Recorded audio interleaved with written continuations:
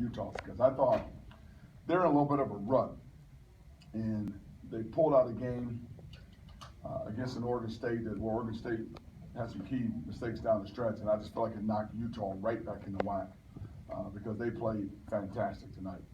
We just had no answers. Portal was extremely good. When you double team him, he gave up the ball for dunks. I thought Loveridge and Taylor played like seniors and just played lights out basketball with their speed, their quickness, their ball movement, and more importantly, their confidence. We just had no answers for them on the defensive end of the floor.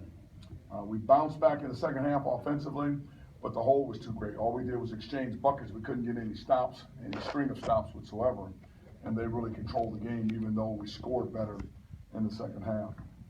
I thought the students were fantastic. What a great job by our marketing team.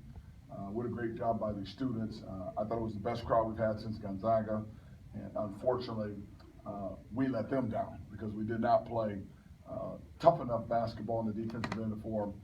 We got to play a lot smarter, a lot harder than what we played tonight, especially with that team coming in here on Saturday. They scored at the rim in their first 4 or 5 possessions, 40 points in the paint. What was going on there? Well, until I can look at tape, I can't exactly tell you. I mean, we were in man, we were in zone. We couldn't stop them in man, we couldn't stop them in zone. To give up point-blank layups was very disturbing to me. So to say what was happening, the biggest thing is we were very poor at defending the drive all over the floor. I don't think anybody really dug in and really shut down a guy that made up his mind that he was going to drive us. They took us to the hole pretty good the entire game. How important is Val to your defense at the rim?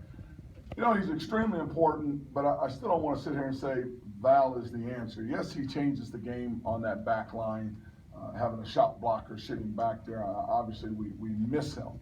But at the same time, when you're 30 feet from the bucket, you shouldn't get driven to point blank. There's something that needs to happen between 30 feet, 15 feet, where you can get a guy under control. That's my bigger concern. Val will eliminate some of it, but we're giving up way too many points right now to be successful in these games. We're playing good enough offensively, but defensively, we've been saying this for the last 3 or 4 or 5 games now. We've got to get better.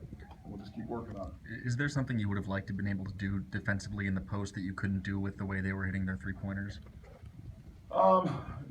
You know, we shut him down last year, and Taylor and Loveridge got loose in the second half and won the game with their three-point shooting. So you can't really double down on the post when they shoot the ball so well, when they're hot like that. You leave yourself out on an island to battle. I think if I look at tape, I would say I'd like to front at the post a little bit more and maybe not give him such a free rein to wheel in there.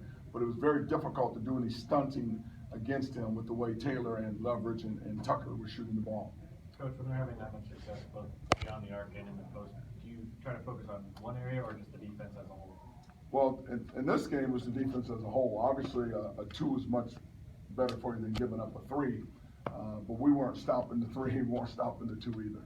So it was a very frustrating night to feel like you were handcuffed to do anything because you could not defend this team. And they played extremely hard, but I'm not going to give that as the reason. I just don't think we're very good defensively right now. Josh called this defensive effort soft. Would you agree with that assessment? I think the whole team's defensive effort was soft. I would definitely agree with it, and we talked about that because what you continue to do is give other teams the tape. And until you change the tape, the other teams are coming at you with the same mentality. Drive this team, or rebound against this team, I'll tough this team. So I thought that's a very good analogy of how we played tonight, and that's on me to get them tougher. Do you think that's a mentality that this team has had the last 3 or 4 games, or did you just mainly see it today?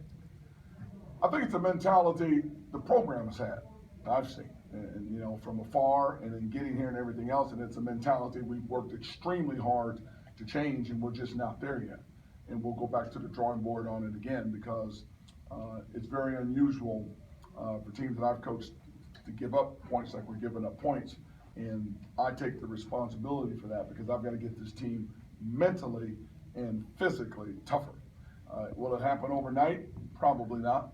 Will it help when Val gets back? Probably so. But still, we've got to get better as we march through the second half of this, get ready for the second half of this conference. We have to get better. I have to keep in mind again that Utah and Colorado last year, I just felt like we were never in the game at their place. And we beat a Colorado here and had a Utah on the wire here the second time around. So I'm hoping those new guys will understand just how hard they have to play. Unfortunately, they got a game and a team coming here on Saturday that's looking to get a split, and we're gonna have to play a lot tougher basketball. Thank you.